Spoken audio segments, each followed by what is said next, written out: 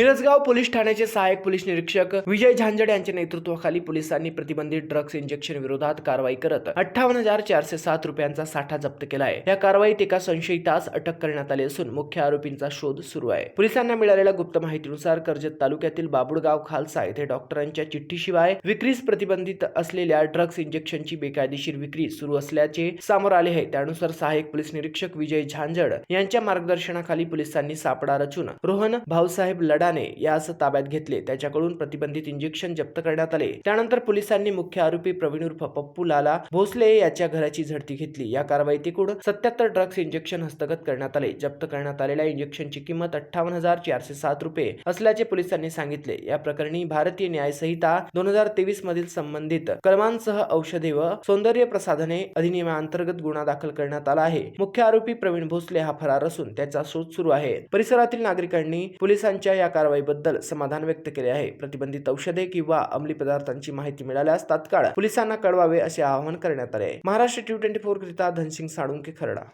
ड्रगचे injection विकत असल्याबाबत माहिती प्राप्त होती। याबाबत गेले 1 महिन्यापासून वर्कआउट चालू होता।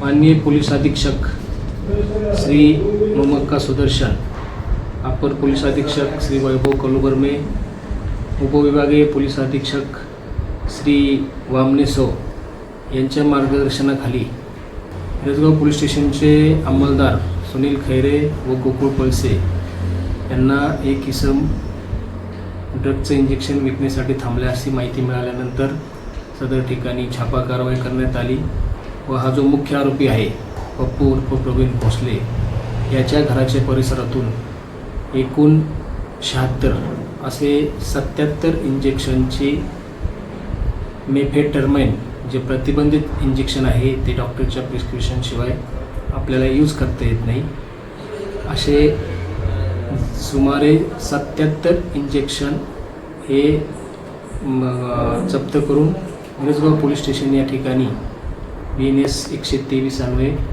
गुन्हा दाखल करण्यात आलेला आहे। या कारवाई संदर्भाने मी मिरजगाव व बाबळगाव परिसरातील नागरिकांना आवाहन करू इच्छितो की अशा प्रकारचे कोणी ड्रगचे इंजेक्शन वगैरे विकत असेल तर आपण तात्काळ पोलिसांना माहिती द्या व सर्व तरुणींना सांगू इच्छितो की अशा प्रकारचे इंजेक्शन हे शरीरास घातक आहे। अशा प्रकारच्या इंजेक्शनचे कोणीही सेवन करू नये। धन्यवाद।